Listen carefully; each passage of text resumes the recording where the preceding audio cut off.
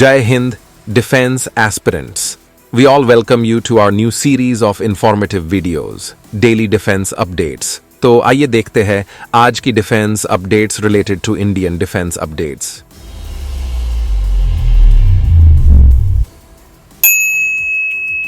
रक्षा सचिव श्री गिरिधर अरमाने ने की स्वदेशी 1500 हॉर्स पावर इंजन के पहले परीक्षण की अध्यक्षता।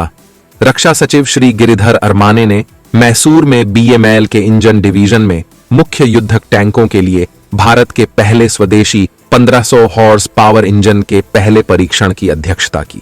यह इंजन मिलिट्री प्रोपल्शन सिस्टम्स में एक आदर्श बदलाव का प्रतिनिधित्व करता है, जिसमें उच्च शक्ति से वजन अनुपात और चरम स्थितियों में संचालन क्षमता जैसी अत्याधुनिक विशेषताएं हैं। यह विश्व स्तर पर सबसे उन्नत इंजनों में से एक है।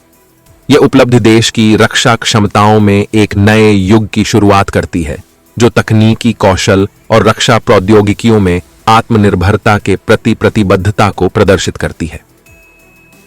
भारतीय वायुसेना ने तमिलनाडु के तंजावुर में एक हेलीकॉप्टर यूनिट को स्थापित किया है। भारतीय वायुसेना ने अपनी एसेट्स का रीडिप्लॉयमेंट शुरू किया है।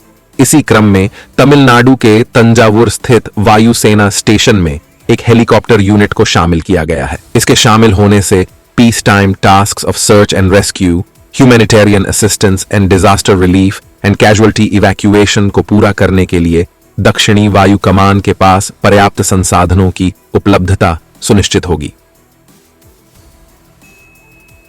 पुतिन जेलेंस्की ने चुनाव के बाद प्रधानमंत्री नरेंद्र मोदी को शांति वार्ता के लिए आमंत्रित किया है। दोनों देशों ने कहा कि वो भारत को शांति दूत के रूप में देखते हैं। हाल ही में यूक्रेन के राष्ट्रपति जेलेंस्की एवं रूसी राष्ट्रपति पुतिन के साथ प्रधानमंत्री नरेंद्र मोदी ने बातचीत की थी। प्रधानमंत्री नरेंद्र मोदी ने रूसी राष्ट्रपति व्लादिमीर पुतिन से बात करने के कुछ घंटों बाद यूक्रेन के राष्ट्रपति वोलोडिमिर जेलेंस्की से बात की। दोनों नेताओं के साथ प्रधानमंत्री की बातचीत पुतिन के दोबारा राष्ट्रपति चुने जाने और रूस यूक्रेन युद्ध में तनाव कम होने के कोई संकेत नहीं मिलने की पृष्ठभूमि में हुई है। सूत्रों ने एनडीटीवी को बताया कि दोनों नेताओं ने कहा कि वे भारत को शांति दूत के रूप में देखते हैं। पाकिस्तान के ग्वादर बंदरगाह पर बलोच अलगाववादियों द्वारा हमले में पाकिस्तानी सेना के 2 अधिकारी एवं 8 अन्य लोग घायल हो गए। पाकिस्तान के बलूचिस्तान प्रांत में स्थित चीन द्वारा संचालित ग्वादर पोर्ट अथॉरिटी कॉम्प्लेक्स में बलोच अलगाववादियों द्वारा एक आतंकी हमले को अंजाम दिया। इस हमले में पाकिस्तानी सेना के 2 अधिकारी एवं 8 अन्य लोग घायल हो गए।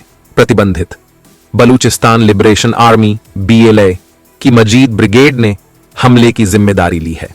खबरों के मुताबिक मुठभेड़ में BLA के 8 उग्रवादी भी मारे गए हैं।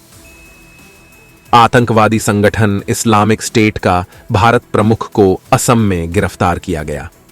सहयोगी एजेंसियों से प्राप्त खुफिया जानकारी पर कार्रवाई करते हुए इस्लामिक स्टेट के संदिग्धों को STF की एक टीम ने असम के धुबरी सेक्टर से गिरफ्तार किया है, जो राष्ट्रीय जांच एजेंसी NIA द्वारा भी वांछित थे।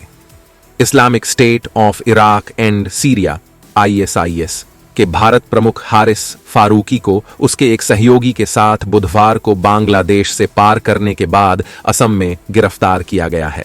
सो व्यूअर्स, आइए देखते हैं आज के डेली डिफेंस अपडेट्स के MCQ क्वेश्चंस। निम्नलिखित में से कौन सा युद्ध अभ्यास भारत और अमेरिका के बीच संपन्न हुआ है?